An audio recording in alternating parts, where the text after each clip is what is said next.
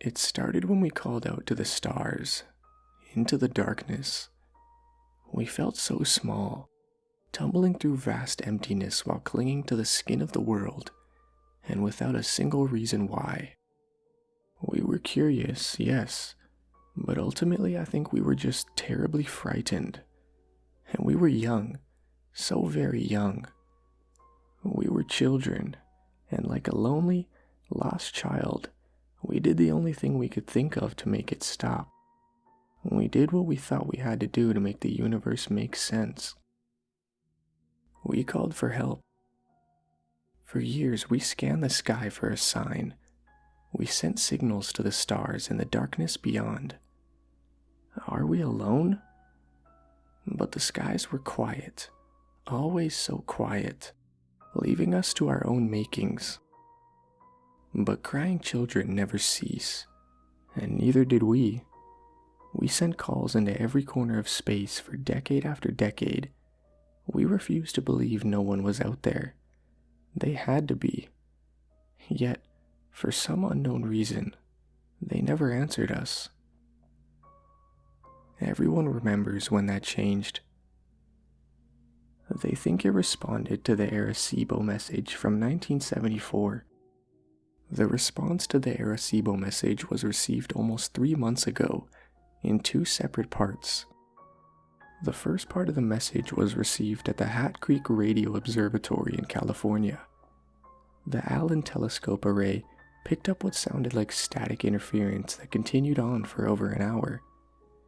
It consisted of unintelligible screeching and buzzing sounds that continued without pause for the whole hour. The meaning of this message was never discovered, if it had one.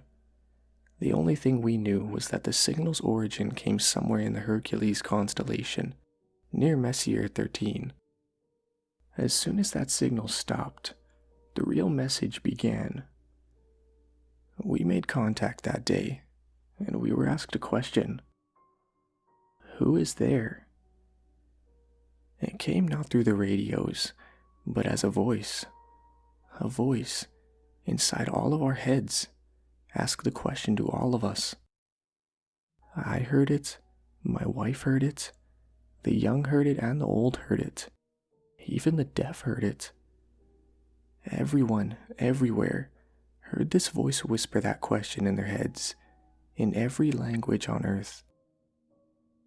I remember it almost too clearly. It asked in that familiar, yet undescribable voice that's always there in my mind. It was like one of my own thoughts had gone rogue and had decided to speak directly to me. The world seemed to stop as everyone listened for what came next. Where are you? The heavy question seemed to linger in our minds for hours afterwards, and then for days, and then for weeks. That day changed everything. There were the doubters from the very beginning, and the holy ones who claimed that God had spoken to all of us and that the time to repent was now.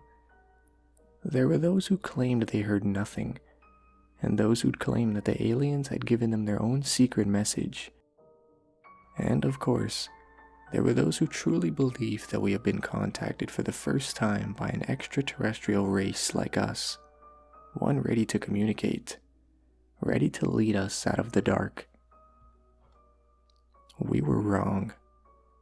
We never made contact with alien life, at least, nothing comprehensible or discernible to human understanding. The stars are vast, and in their vastness our voices had touched the ears of something truly incomprehensible, something hungry and malevolent.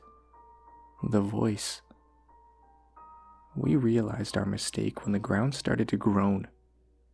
Beneath our feet, everywhere, the ground seemed to moan.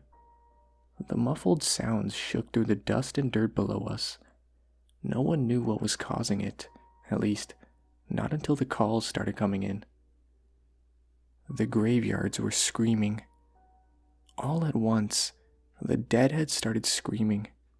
Every deceased man, woman, and child was turning in their graves. All the animals did so too. Every dog, every cat, everything that had ever walked this earth. The cries of ancient whales shook the seas, and the shrill screeching of birds echoed in the forests. The caskets shook, and the morgues howled. The voices stopped together, in an instant leaving the world in an amplified silence. In their absence, a new sound filled the air. The voice returned. "I hear you." It came as a whisper from behind, an ominous yet oddly playful presence that felt so close, but was truly still so far away. It let us breathe in the silence for a minute before it made us a promise. It was a promise we all knew to be true. "I am coming." The voice was gone, and the air was again filled with screams. This time they were from the living. After the voice had gone, we were left to our own devices. Millions panicked, and rightfully so, as chaos took hold of the streets. Many would die in the violence and the gunfire of that night. They would be known as the raptured before long, and the rest of us were the condemned. We could only wait.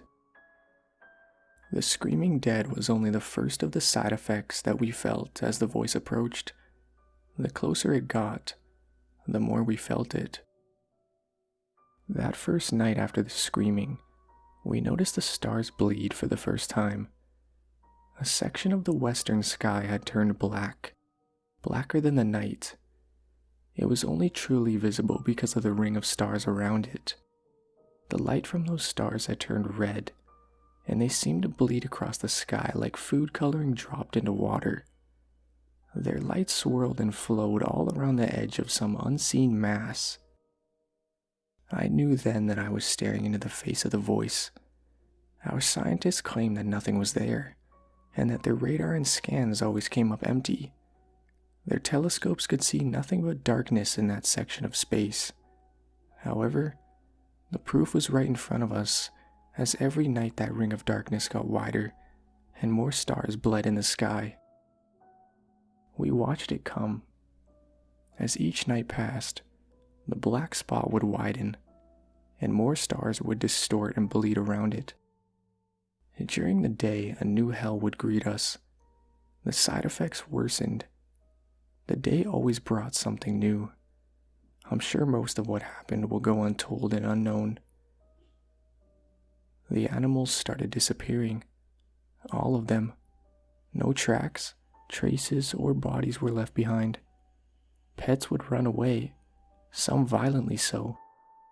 They all retreated, never to be seen again. The forests were left abandoned, the oceans empty. The air was left silent. The world left seemed empty and lonely. They left like water receding from the shore, just before the tsunami breaks. One day, about 2 weeks ago, scientists tried to talk to the voice again. They hoped, perhaps, to reason with it. They told it about what was happening on our world, and asked it questions. The scientists begged. It didn't speak. When asked what, the voice sent a response. The next night, the skies lit up with streaks of fire. It was alight for hours, blazoned with orange and red. We didn't realize the effects until the next day, when the televisions turned to static and the telephones refused to work. We had sat, watching, as all the satellites were knocked out of the heavens. After that, reports became rumors and rumblings. Sanity a thing of the past. The air chilled and weighed us down. The voice was nearly here, and everyone felt it. It rained for a week after the satellites fell. The rain was salty and mired with an unknown filth that turned the grass black. Maybe the satellites tracked something back in with them when they hit the sky. No one knew for sure. All we know is that it fell from clouds black as charcoal that blotted out the sun, like liquid ash. Darkness fell upon us for days. When the clouds went away, the skies were empty. There were no clouds, yet the sky hung low and gray. If the sun was anywhere in the sky, it never made itself known. Even it had abandoned us. Each day grew slowly darker and darker until night and day became almost the same. Some people would claim later that they'd seen things in the dark, creatures with gangly limbs and crooked faces, lurking in the corner of their vision. They were tall, white creatures that looked molted or rotten through their transparent skin. Appearances would last for just a second or two before vanishing without a trace. Some believed this was the first step in the aliens' invasion, but the rest of us didn't know what to think. We just knew that it was nothing that simple or benign. They must have been hallucinations, just more madness to endure, but ultimately as harmless as anything else. As harmless as the screams of the dead, the missing animals, and the dying sky. Appearances slowly increased in duration and number. I think everyone saw them once at the least, but I don't think a single person would ever guess why they were truly here. They never touched nor spoke to anyone, and they certainly never harmed anyone. Most who got good looks at them described them as mournful or sorrowful looking. Some even claimed the creatures watched over them at night, and others even claimed that it seemed as if the creatures were sorry for them. One claimed to have seen one prostrate upon the ground, hands clasped above its head. He said it was praying for us. Prayer was no help. The churches and places of worship that had divided us for so long failed to bring hope to any in the end. The voice let them pray and beg for a while, but just days ago, the voice ended it all. No one questioned how, for at this point nothing that happened surprised anyone anymore. But on the final day, all books of worship burned. Every last Bible, every Quran, everything. People rushed to their centers of faith, but found no solace. The churches and temples had suffered the same fates, if not worse. The people were left, abandoned by their greatest hopes. There were rumors of churches all over the world, with walls formed from the bodies of those who sought refuge. They were merged to the walls, stuck to them like flies in a trap. They died still pleading for hope, but they were beyond God's help. The rest of us had learned to stop begging. We waited. The final message came. From beyond the sky it fell upon us. The voice echoed, and it spoke the simple truth. I am here. There is a darkness beyond the horizon, the likes of which I doubt has ever been seen. It brings with it the screams of countless souls, and it moves fast. The stars are dying now, and I know they'll never be seen again. The light is dying so fast. I leave this not as a warning. No, it's far too late for that. Instead, consider this the last realization, the last humanity will ever know. For we used to wonder whether or not we were alone and lost, but never whether or not we were safe and hidden. The universe is infinite, and our understanding was significantly more finite. We should never have beckoned to the darkness.